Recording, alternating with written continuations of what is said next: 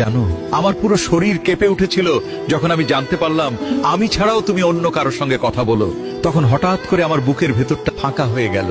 আমার শ্বাস নিতে কষ্ট হচ্ছিল। মনে হচ্ছিল যেন কেউ নিঃশব্দে আমার ভেতরের সব আশা ভেঙে চুরমার করে দিচ্ছিল। আমি তো তাকে বিশ্বাস করেছিলাম, মন থেকে নিঃস্বার্থভাবে তাকে ফিল করেছিলাম। আমি কখনোই ভাবতে পারিনি আমার নামের পাশে আর কারো ভাই। জানতাম না যে এক বুক বিশ্বাস নিয়ে কারো হাত ধরলে শেষটা এত করুণ হয়। মানুষ বলে অতীত নাকি মানুষের পিছু ছাড়ে না। নামও চলতে পারেছে, সে হয়তো কথায় কথায় হেসেছে, অন্য কারোর সঙ্গে সময় কাটিয়েছে, আর আমি এখানে বসে তার একটা মেসেজের অপেক্ষায় দিন পার করেছি। সবচেয়ে বেশি কষ্ট দেয় এইটা না যে সে অন্য কারোর সাথে কথা বলেছে, বরং এটা আমাকে কষ্ট দেয় সে আমাকে কিছুই না জানিয়ে আমার বিশ্বাসের ভেতরেই সে নীরবে অন্য একটা দরজা খুলে রেখেছিল। সেদিন বুঝতে পেরেছি কেউ পাশে থাকলেই সে আপন হয় না। কিছু মানুষ শুধু অভ্যাস হয়, ভালোবাসা নয়।